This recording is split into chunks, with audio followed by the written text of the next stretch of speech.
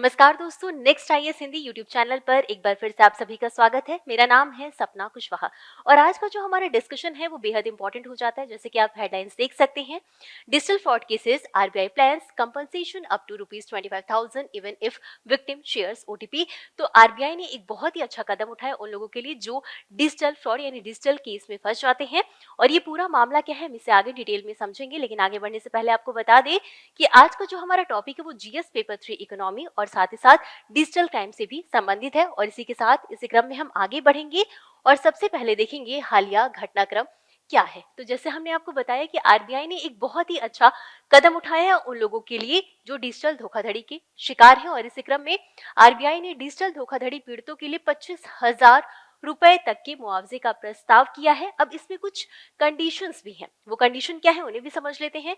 तो सबसे पहले हम बात करेंगे प्रमुख प्रावधान की, यानी कि इसमें उन्हीं केसेस को रखा जाएगा जिनकी लेन देन जो है धोखाधड़ी वाले लेन देन जो 50,000 रुपए से कम है। यानी कि मान लीजिए आपके साथ धोखाधड़ी हुई है और आपके साथ अगर 50,000 या 50,000 रुपए से कम की धोखाधड़ी हुई है तो उस केस में ही आरबीआई 25,000 रुपए का मुआवजा देगा। और इसमें यह भी कहा गया है कि पीड़ित के द्वारा ओटीपी साझा करने पर भी मुआवजे का प्रावधान किया गया है। यानी कि अगर आप गलती से किसी के साथ अपना ओटीपी शेयर कर देते हैं तो ऐसी स्थिति में भी आरबीआई मुआवजा देगा। और हालांकि इसमें एक कंडीशन भी है, इसमें ये है कि जो आरबीआई मुआवजा दे रहा है उसका आप अपने पूरे जीवन काल में सिर्फ एक ही बार फायदा उठा सकते हैं। अब बात कर लेते हैं कि कितना मुआवजा दिया जाएगा। तो ऐसे से मान लीजिए आपने 50,000 रुपए का जो है कि आप धोखाधड़ी में फंस गए हैं। अब ऐसी स्थिति में जो भी मूल्य होगी, जो भी राशि होगी, उसका 85% या 25,000 रुपए, इन दोनों में से जो भी कम होगा आरबीआई उसका मुआवजा भरेगा। अब इसका लक्ष्य क्या है? तो लोगों को डिजिटल बैंकिंग में लोगों का विश्वास बढ़ाना और साथ ही साथ वित्तीय सुरक्षा मजबूत करना ही इसका लक्ष्य है। और इसी क्रम में हम आगे बढ़ेंगे और समझेंगे कि भारत में जो बढ़ते मामले हैं डिजिटल धोखाधड़ी को लेकर के, उन पर भी हम एक बार नजर डाल लेते हैं। तो हम बात करेंगे 2024 की। तो 2024 में 3.6 मिलियन साइबर अपराध के मामले सामने आते हैं, जिससे कि कुल 22,845 करोड़ रुपए का नुकसान होता है। वहीं अगर प्रतिशत की बात करें तो पिछली बार के मामलों से इस बार 42% की वृद्धि दर्ज की गई है। यानी कि आप देखेंगे कि लगातार इसमें वृद्धि हुई है और 42% की वृद्धि जो है वो काफी ज्यादा नजर आती है। अब इसी क्रम में हम आगे बढ़ेंगे और समझेंगे धोखाधड़ी के प्रकार के बारे में, यानी कि किन किन तरीकों से लोगों के साथ धोखाधड़ी किया जाता है उनको एक एक बार हम समझ लेते हैं। तो सबसे पहले हम बात करेंगे फिशिंग की। तो इसमें होता क्या है, जो भी स्कैमर होते हैं वो किसी ईमेल आईडी या नकली वेबसाइट से आपकी पर्सनल डेटा लेते हैं, आपकी जो संवेदनशील डेटा होते हैं उसको लेते हैं और फिर आपको ब्लैकमेल करते हैं। और वो जो मैसेज आएगा आपके पास, जो भी मेल आएगा, वो किसी बड़ी कंपनी के नाम से आएगा। तो आपको लगेगा कि यार ये तो रियल में ही है।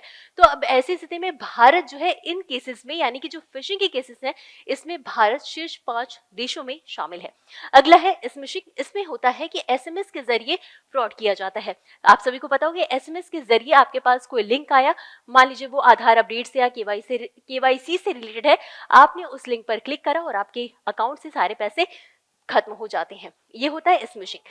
अगला है विशिंग। इसमें क्या होता है कि फोन कॉल या वॉइस के जरिए आपसे मान लीजिए कि आपके पास कोई कॉल आई, वो बोलते हैं कि हम बैंक से बात कर रहे हैं, आपके ऊपर इतना लोन है और ये सारी चीजें हैं, तो इसके लिए आप अपना बैंक डिटेल दे दीजिए और आपके पास एक ओटीपी आएगा, ओटीपी शेयर करिए। तो जैसे ही आप ओटीपी शेयर करते हैं तो वैसे ही आपका अकाउंट खाली हो जाता है। अगला है डिजिटल अरेस्ट। अब डिजिटल अरेस्ट में क्या है कि ये बहुत ही कॉमन हो गया है, आए दिन डिजिटल अरेस्ट की घटनाएं देखने को मिलती ही हैं।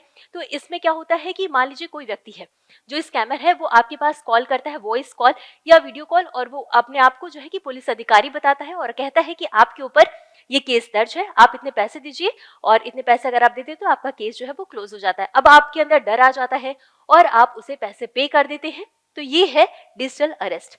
अगला है निवेश घोटाले, यानी कि ऐसे केसेस होते हैं, ऐसे ऐप होते हैं जिसमें आपको लुभावनी स्कीम बताई जाती है। अब इसमें होता है क्या है कि मान लीजिए आपने किसी ऐप पर इन्वेस्ट किया, थोड़े बहुत रुपए आपने इन्वेस्ट किए और आपने देखा कि उसका अच्छा खासा फायदा मिला।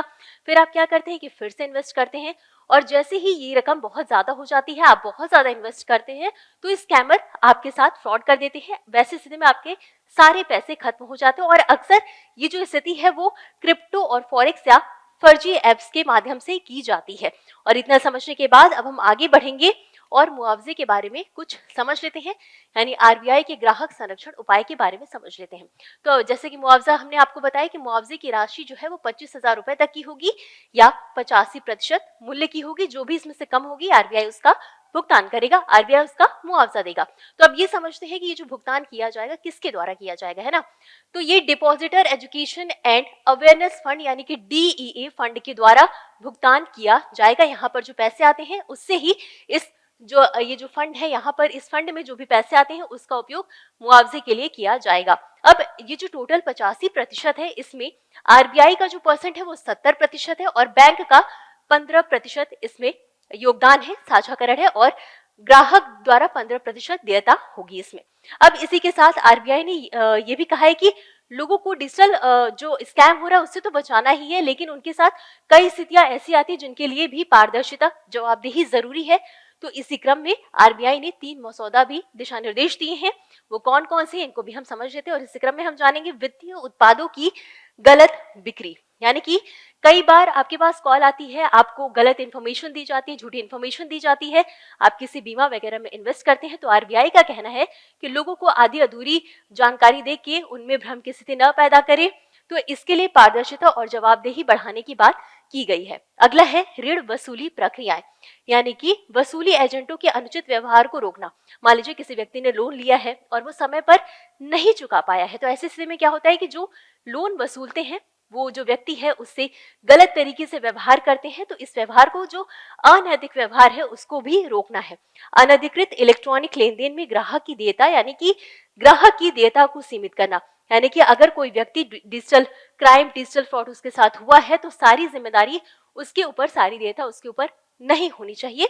ये सारी बातें आरबीआई ने अपने दिशा निर्देश में कहा है। और इतना समझने के बाद अब हम आगे बढ़ेंगे और समझेंगे कुछ इससे संबंधित कानूनी ढांचे के बारे में। और इसी क्रम में हम जानेंगे आरबीआई इंटीग्रेटेड लोकपाल योजना, जिसे कि आरबीआईओएस 2021 भी कहा जाता है। ये कब आया था? ये आया था 2021 में। अब इसमें क्या होता था कि पहले बैंक और एनबीएफसीज के लिए अलग अलग शिकायत निवारण तंत्र होते थे।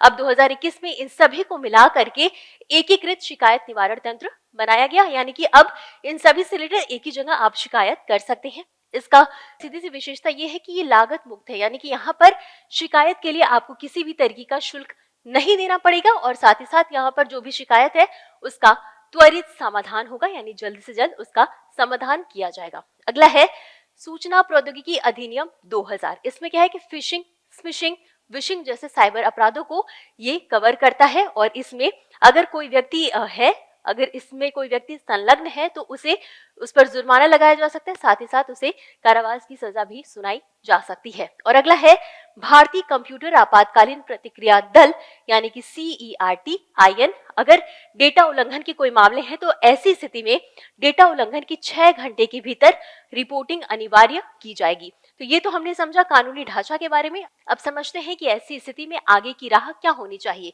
तो आखिर आरबीआई का लक्ष्य क्या है ये सब करने के पीछे? तो आरबीआई का सीधा सा लक्ष्य है कि वित्तीय प्रणाली को मजबूत किया जा सके और साथ ही साथ जो डिजिटल लेन देन है उसे सुनिश्चित किया जा सके, उसे सुरक्षित किया जा सके, ताकि कोई भी ऐसे डिजिटल फ्रॉड के केसेस में न फंसे। और आरबीआई ने यह भी कहा है कि सिर्फ वित्तीय बैंक और आरबीआई की ही जिम्मेदारी नहीं है कि लोगों को फ्रॉड से बचाया जा सके, बल्कि लोगों को इसके लिए खुद भी जागरूक होना पड़ेगा। ऐसे स्कैम से बचे, अगर उनके साथ स्कैम होता है तो उसे शिकायत करें उसकी, लोग जागरूक बने। इसके अलावा सरकार और नियामक निकायों के द्वारा साइबर सुरक्षा को मजबूत करने के लिए भी प्रयास आवश्यक है। आरबीआई ने ये सारी बातें कही है। और ये था आज का हमारा पूरा डिस्कशन। अब बारी है इससे संबंधित एक अभ्यास प्रश्न देखने की। प्रश्न है, डिजिटल धोखाधड़ी के मामलों में भारतीय रिजर्व बैंक यानी आरबीआई के द्वारा प्रस्तावित नई मुआवजा योजना के संबंध में निम्नलिखित कथनों पर विचार करें।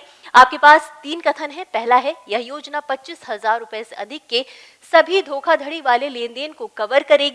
और दूसरा कथन है, इस योजना के तहत ग्राहक को जीवन काल में केवल एक बार ही मुआवजा दिया जाएगा। और तीसरा कथन है, ग्राहक की ओटीपी साझा करने पर भी मुआवजे का लाभ उठाया जा सकता है। आपको बताना है कि उपर्युक्त कथनों में से कौन सा या कौन से सही है। ए केवल 1, बी केवल 2 और 3, सी केवल 1 और 3, या डी 1, 2 और 3। और इस प्रश्न का उत्तर आपको हमेशा की तरह कमेंट बॉक्स में देना है।